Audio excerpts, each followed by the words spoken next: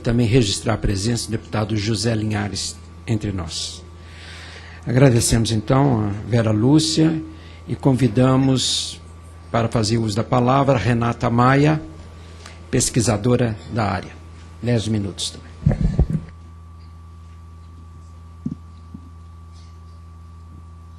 Bom, boa tarde. Eu gostaria de agradecer a oportunidade de estar aqui. A deputada Érica Cocai e o deputado Nilmário Miranda, representado pelo colega. E eu queria agradecer muito a Valquíria pelo imenso trabalho que ela teve de organizar todo esse evento e um desgaste sobre-humano para fazer tudo acontecer e contar com o apoio dos deputados aqui presentes. Eu gostaria de agradecer também à professora Macaé, que está aqui representando a Secretaria de Educação. É muito importante a sua presença aqui, professora, iniciando um novo debate, né, com essa nova gestão.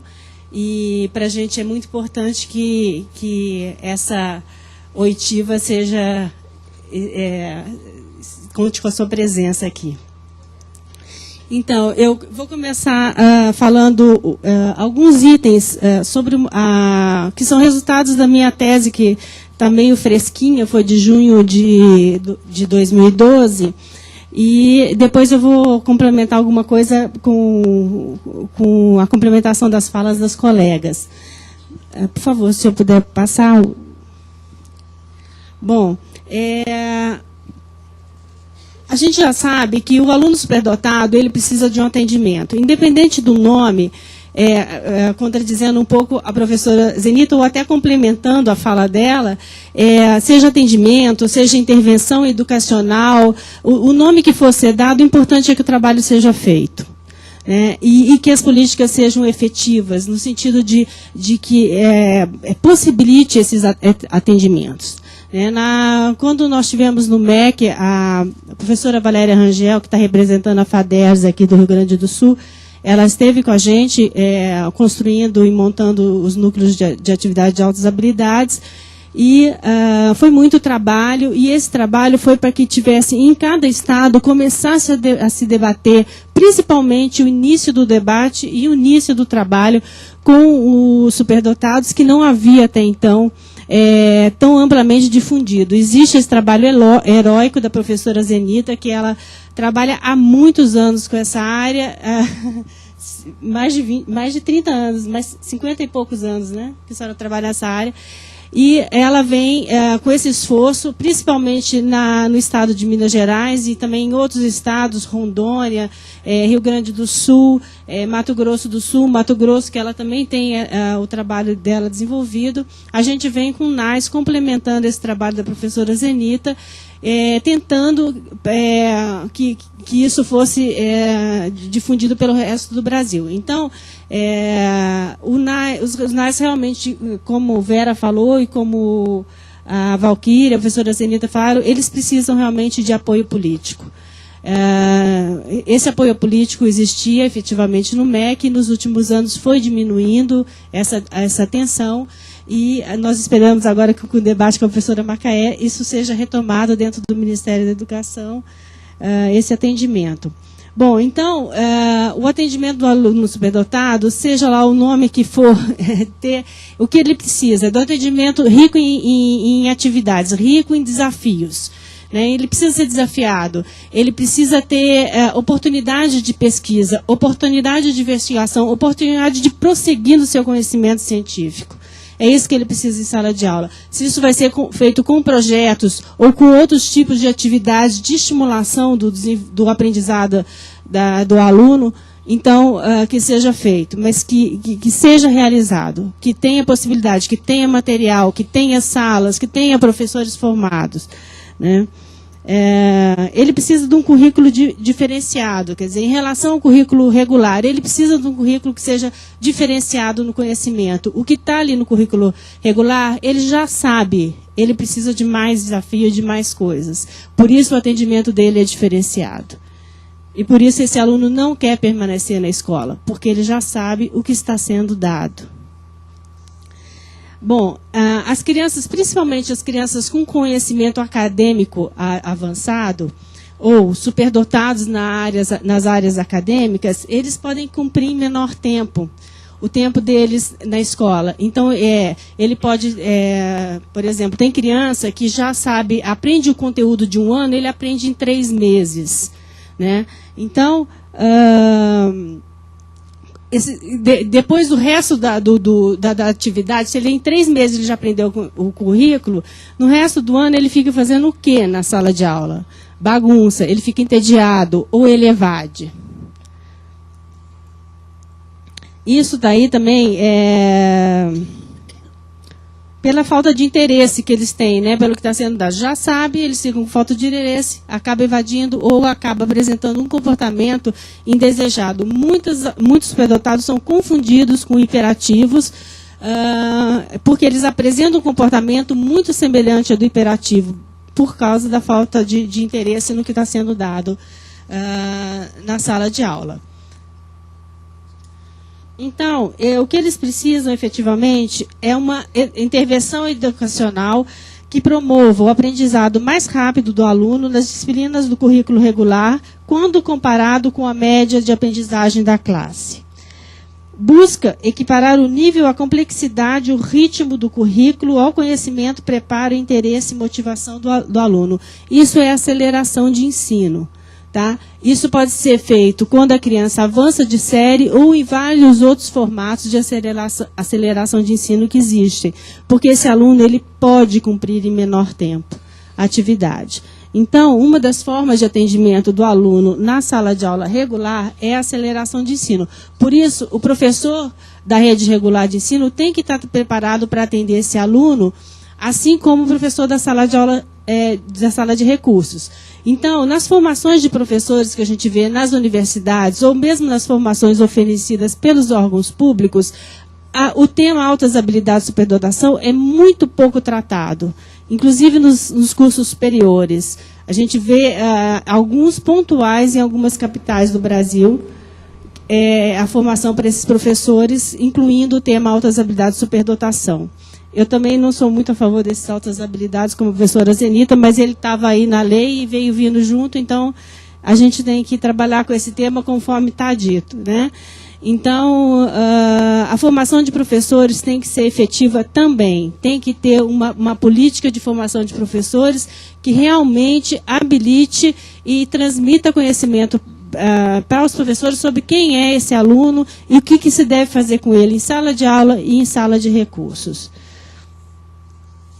Bom, eu trouxe aqui algumas das modalidades de aceleração de ensino que existem em vários documentos de pesquisa internacionais. Aqui no Brasil, a gente consegue identificar o avanço de série quando a criança pula a série, né? E a gente consegue identificar também a compactação curricular em alguns colégios particulares, onde existe esse encurtamento, né? Por exemplo, principalmente no ensino médio, em vez de cumprir em 3 anos, o aluno cumpre em 2. Alguns colégios particulares têm essa forma de... Mas existem outras formas de aceleração de ensino. Eu vou ler... porque nós temos pessoas que não enxergam na plateia. Então, temos, dentro da aceleração baseada em um tema, compactação curricular, aceleração em apenas um tema ou assunto, séries concorrentes ou dupla aceleração, programas caça-talentos, sistemas de mentores, estudos independentes, colocação avançada na universidade, cursos à distância por correspondência online, programas de faculdade dentro da escola, sistemas de crédito antecipado por testes, opções pós-ensino médio, e depois a gente tem avanço das séries escolares. Né? Então, o avanço de série propriamente dito, quando a criança pula de série, classes multisseriadas, classes combinadas, graduação telescópica, entrada antecipada na universidade, entrada precoce na educação infantil. Quer dizer, são vários tipos de aceleração que são feitas. Em alguns países a gente conseguiu identificar isso dentro da regulamentação curricular, e aqui a gente não tem contado com isso. E o que quer dizer isso? Uma dinâmica escolar muito diferenciada. Então, é quase que o destravamento da grade curricular, onde a criança pode prosseguir conforme o seu ritmo de aprendizado. Tá? Isso serve tanto para a criança superdotada, como para qualquer outra criança que tenha um tipo de dificuldade, porque o ritmo é ela que dita, não a seriação da escola, né, sistematicamente. Bom, então, em relação à formação dos professores, o que a gente sugere que seja incluído na formação dos professores, né? O conceito de superdotação, características do aluno superdotado, quem seria esse aluno, porque só com conceito, conforme diz a professora Zenita, fica muito complicado você conceituar. Então, você conhecendo as características desse aluno, você tem maior facilidade nessa identificação. Como que você vai promover um clima de sala de aula favorável ao desenvolvimento desse aluno? E das relações sociais, que essa é uma parte muito importante do aluno, não só o conhecimento acadêmico, como a parte de relações sociais. A prática de ensino e diferenciação curricular, incluindo a aceleração de ensino e as suas modalidades. Quer dizer, o professor precisa saber o que fazer com esse aluno. Ele vai pular o aluno de série, ele vai oferecer um currículo diferenciado, é só na matemática que ele tem a facilidade, então vamos promover ele na matemática. Como é que a gente faz isso? Quer dizer, isso tudo não tem nenhuma regulamentação e nenhuma especificação legal dizendo como se faz isso, né? E também o conhecimento dos professores sobre a legislação. Isso é muito importante. O professor tem que saber o que a lei obriga em relação ao seu trabalho, né? Ou obriga, desobriga ou permite, né? Bom, a falta de sistematização desse processo pedagógico todo e administrativo, ele leva o professor a uma ação informal relacionada à implementação dos procedimentos de aceleração e de atendimento ao superdotado. Quer dizer, o professor faz conforme ele acha que é. Na maioria das vezes ele acerta, porque conforme a professora Zenita disse, os professores geralmente sabem o que eles estão fazendo em sala de aula. Então, só que ele sabendo o que está fazendo com mais informações, é muito mais interessante, ele tem mais chances de acertar. Bom, então essa falta de regulamentação legal, principalmente em relação à aceleração de ensino, ela deixa uma lacuna entre o que se pode e o que se deve fazer dentro da escola. Bom, agora, em relação à legislação específica em si, a legislação, como a professora Zenita mostrou, ela é extensa, tem vários decretos e várias leis, né, artigos de leis, que falam sobre o aluno superdotado. A gente entende que, basicamente, em termos de lei, o aluno superdotado está descrito e está designado o seu atendimento. O que falta é cumprir a lei. O cumprimento da lei é que não está existindo. Tá? Então, assim, não há formação, não há atendimento. As salas de recursos multifuncionais, como disse a Valquíria, elas não abrangem a necessidade do aluno superdotado. Não abrangem.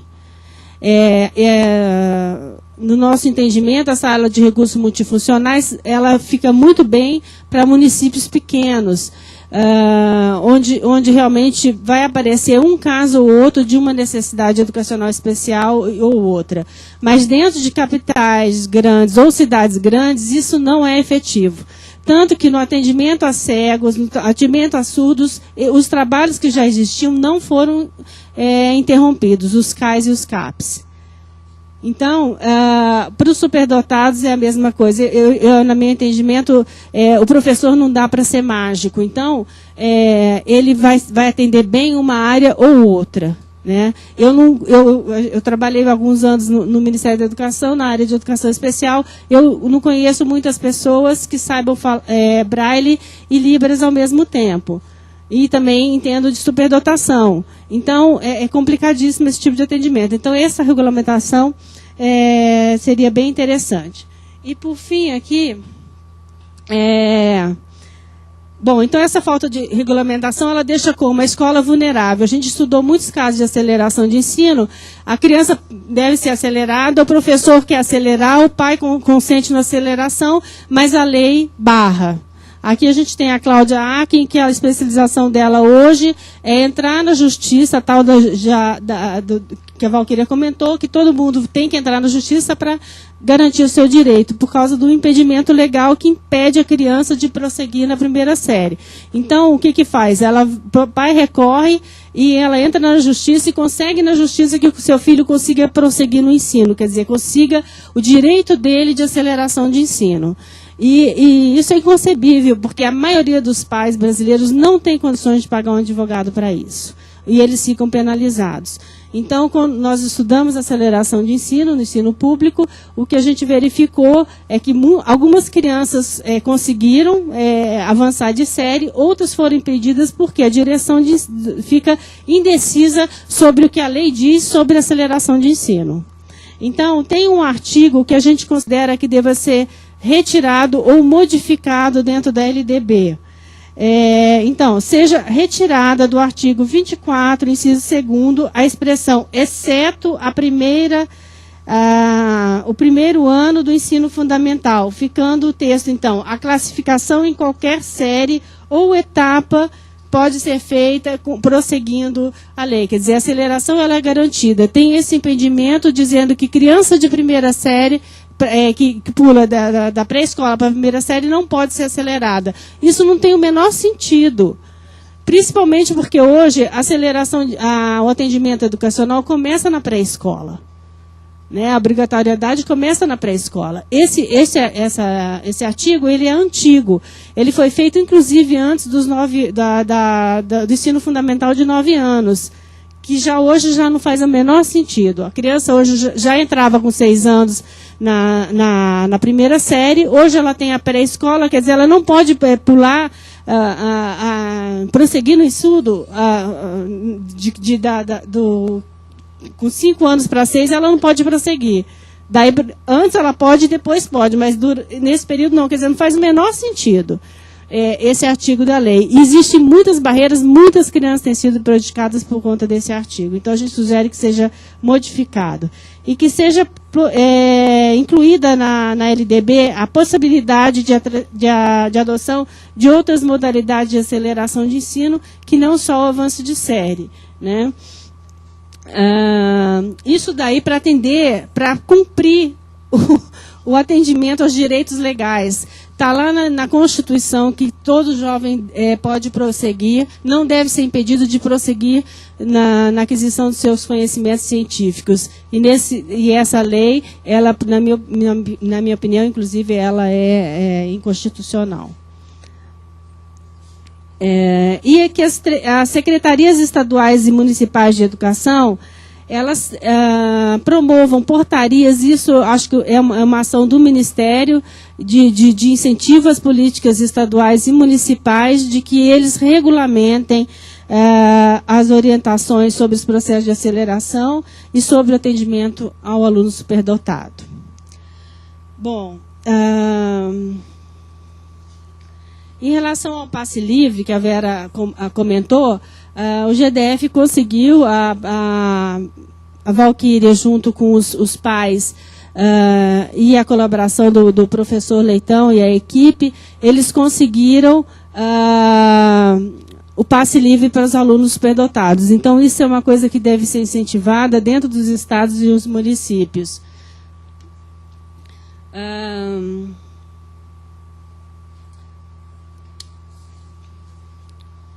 Bom, no mais é isso que eu tinha para falar.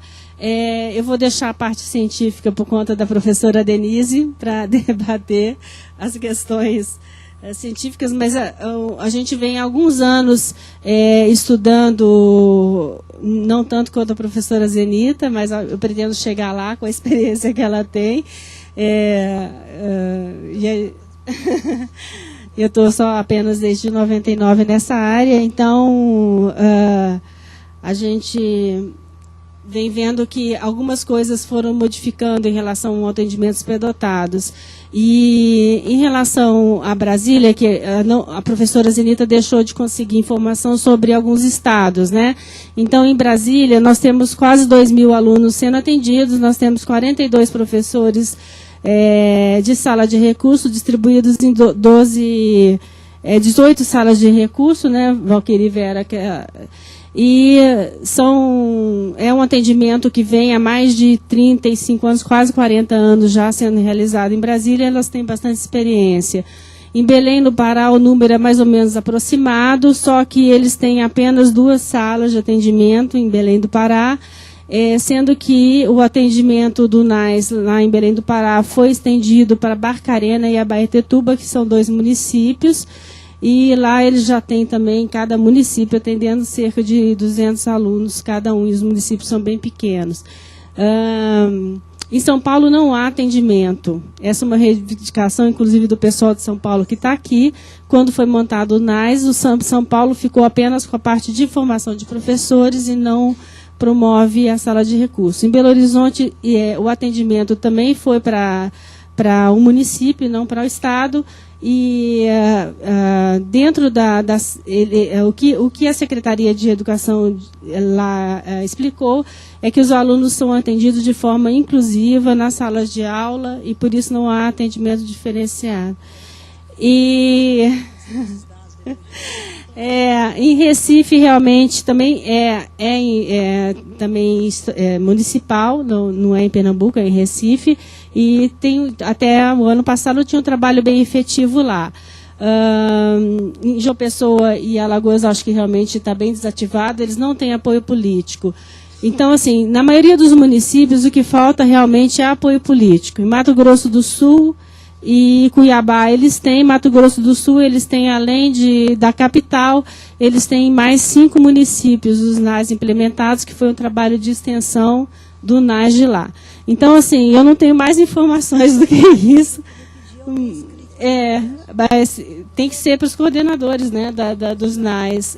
Eles não costumam responder com muita facilidade, mas são esses. Agora, o problema é exatamente isso, a gente não tem registro. E o problema é o seguinte, isso acontece não só na área de superdotação, acontece em outras áreas das necessidades especiais.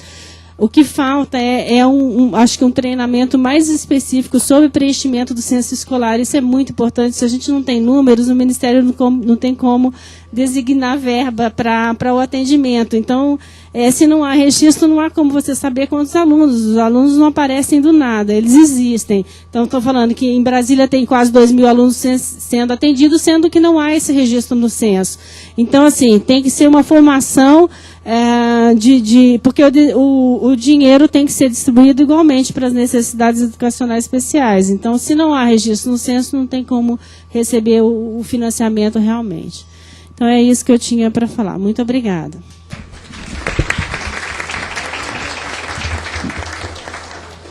Muito obrigado, Renata.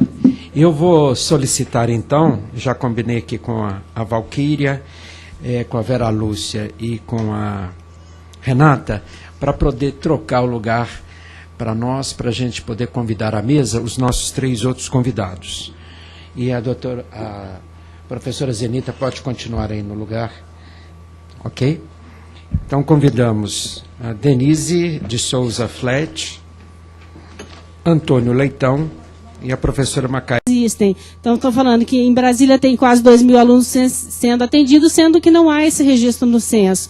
Então, assim, tem que ser uma formação porque o dinheiro tem que ser distribuído igualmente para as necessidades educacionais especiais. Então, se não há registro no censo, não tem como receber o financiamento realmente. Então, é isso que eu tinha para falar. Muito obrigada.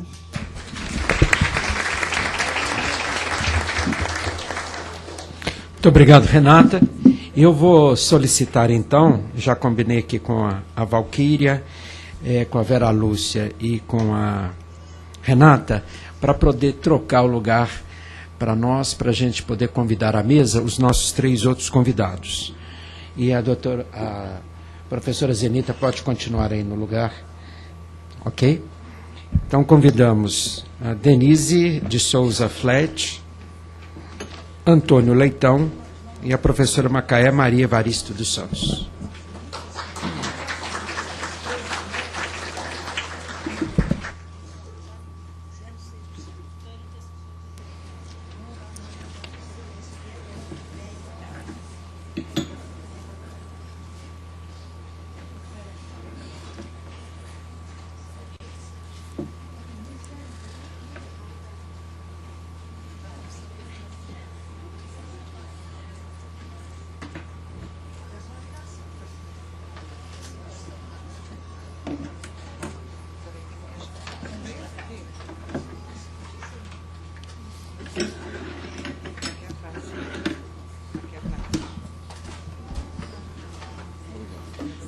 Antônio.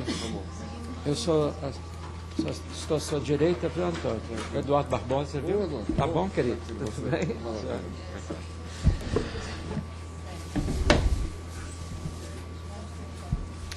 Bom, então nós vamos dar continuidade e convidando já para fazer uso da palavra Denise de Souza Flett, do Instituto de Psicologia da Universidade de Brasília.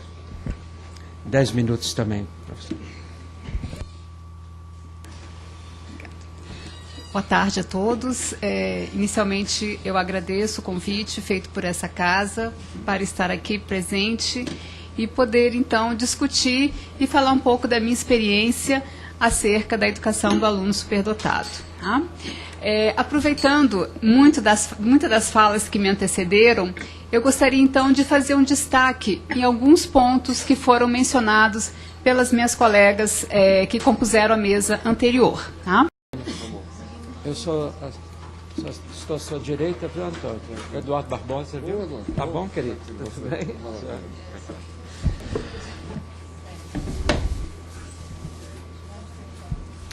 Bom, então nós vamos dar continuidade e convidando já para fazer uso da palavra Denise de Souza Flett, do Instituto de Psicologia da Universidade de Brasília.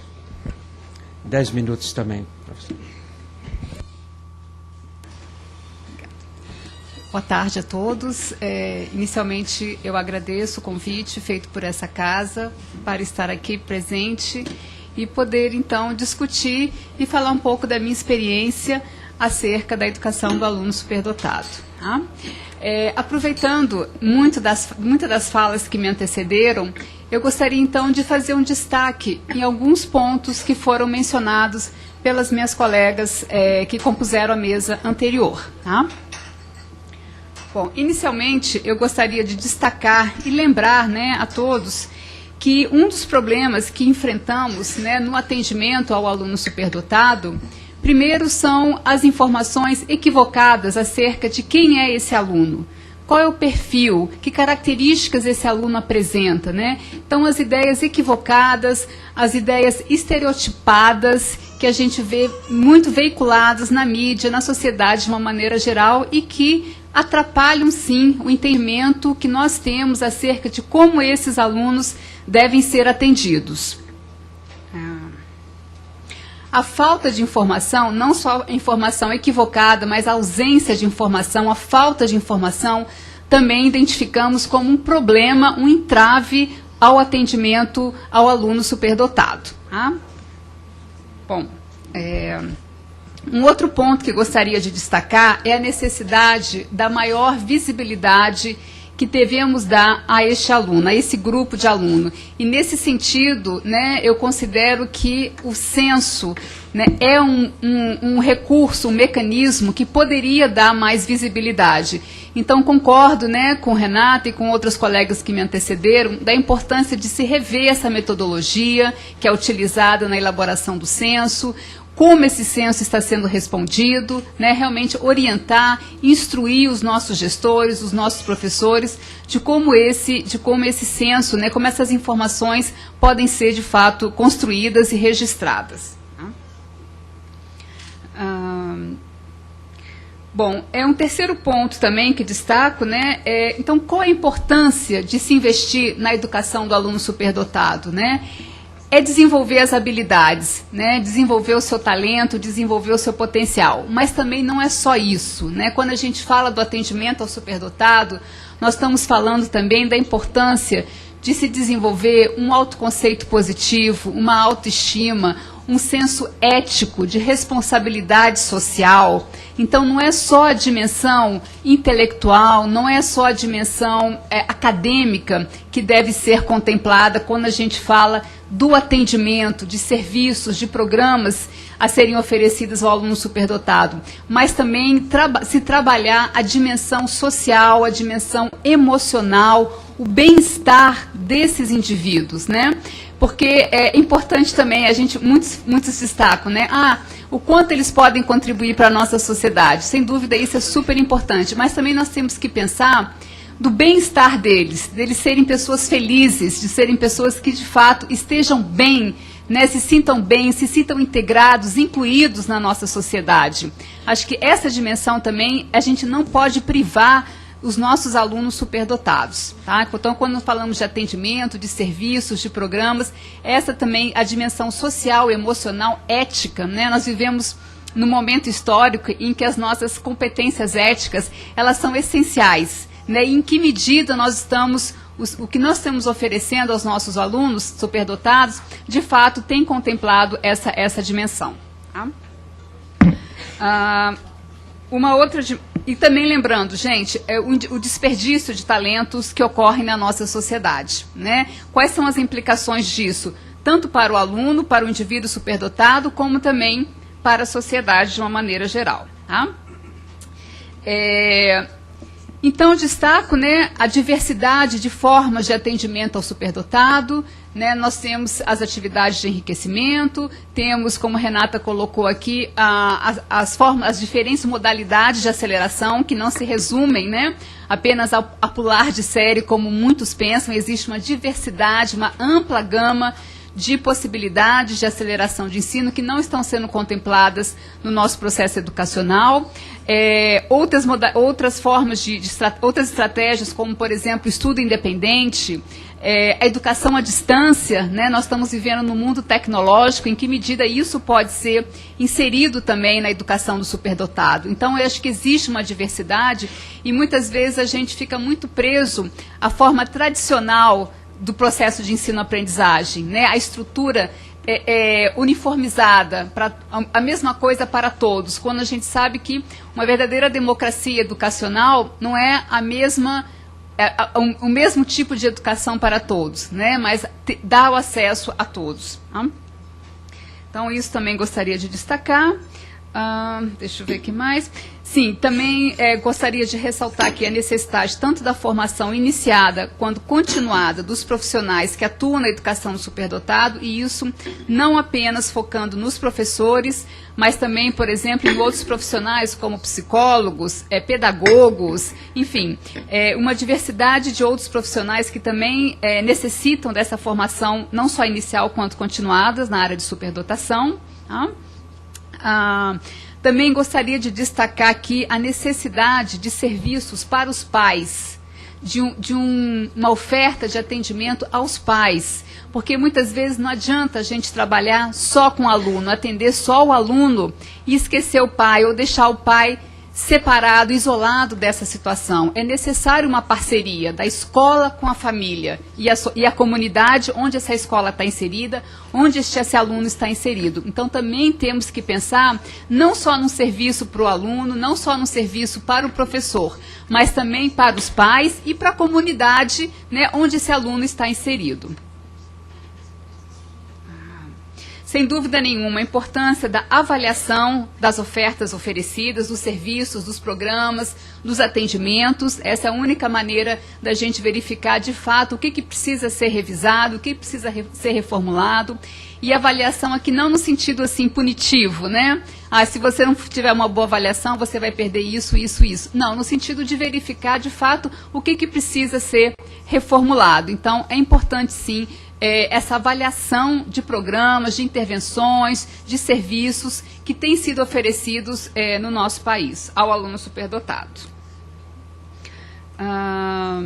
Sem dúvida, é necessário, né, eu avalio que nós avançamos muito em termos da publicação de materiais, de livros, de artigos, né, voltados para pais, para professores, na área da educação do superdotado, mas acho que a gente tem muito mais a fazer ainda, né? Então, sem dúvida nenhuma, é importante, né, que a gente tenha o registro do que está acontecendo nos diferentes programas, né? Então, muitas vezes os professores desenvolvem, o programa desenvolve um trabalho fantástico com o aluno superdotado e a gente não sabe. O acesso, né, fica restrito aos professores que trabalham, aos profissionais, aos pais das crianças que são atendidas, e muitas vezes a comunidade desconhece, né, o que está sendo feito em favor do aluno superdotado naquele estado, naquela cidade. Então, acho importante essa divulgação, né, do que está sendo feito, né, o registro, sem dúvida nenhuma, a Renata colocou isso, a professora Zenita também, o registro dos alunos atendidos, né, que haja um mecanismo em que as secretarias de educação possam, de alguma maneira, dar conta disso, tá? E, deixa eu ver aqui mais. Bom, e por fim, né, para finalizar a minha fala, duas coisas que eu gostaria só de destacar, né, com relação ao currículo, que alguns colegas que me antecederam destacaram, né? Então, o currículo para superdotado, gente, o currículo para o aluno superdotado, ele deve ser um currículo desafiador, né? Ele deve ser um currículo que motive, que leve o aluno a aprofundar o seu conhecimento, né? Que leve o aluno um processo de ensino-aprendizagem que privilegie o pensamento crítico, o pensamento criativo, né? O pensamento investigativo e também que possibilite ao aluno superdotado refletir sobre o seu próprio processo de aprendizagem, sobre o seu próprio processo de ensino-aprendizagem. Tá? Então, lembrando que muitas vezes o atendimento ao aluno superdotado, ele não necessariamente precisa ser feito a parte do que ocorre na sala de recursos, né? Então, existem diferentes trabalhos de diferentes autores na área, destacando como um atendimento ao aluno superdotado pode ser feito na sala de aula regular, né? E também gostaria aqui de ressaltar na existência de programas ou atendimentos que ocorram extracurricularmente ou extra espaço de sala de aula regular, né? A importância dessa comunicação, né? Dos professores, da equipe, das salas de recursos, dos programas e a equipe da escola regular, né? Então, muitas vezes o aluno está sendo atendido no programa e a escola regular nem sabe que ele participa do programa, né? Então, a importância dessa maior comunicação entre esses dois segmentos da estrutura educacional. Tá? E, por último, né, para finalizar minha fala, eu gostaria de destacar, né, a importância sempre de se aliar à pesquisa prática, né?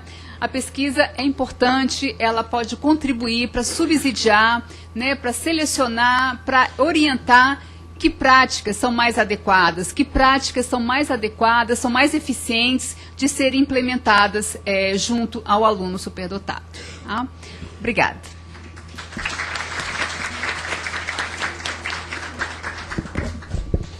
Muito obrigado, Denise. Então, agora passamos para Antônio Leitão, que é coordenador de Educação Inclusiva da Secretaria de Educação do GDF.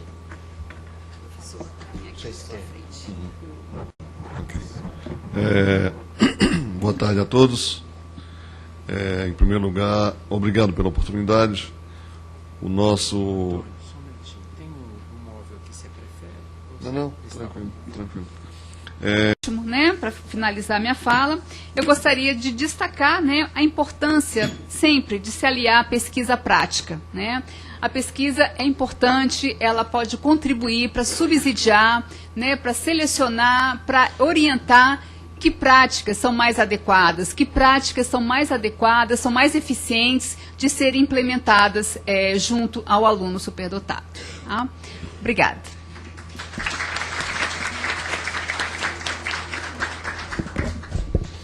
Muito obrigado, Denise.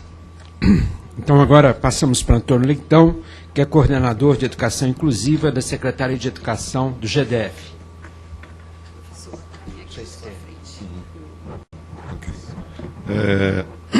Boa tarde a todos. Em primeiro lugar, obrigado pela oportunidade. O nosso... Só um minutinho. Tem um móvel aqui, você prefere? Não, tranquilo. A gente aproveita a oportunidade e diz que o nosso querido professor Denilson Bento, secretário de Educação, que realmente estava com muita vontade de estar aqui, só que infelizmente a secretaria tem uma agenda muito pesada.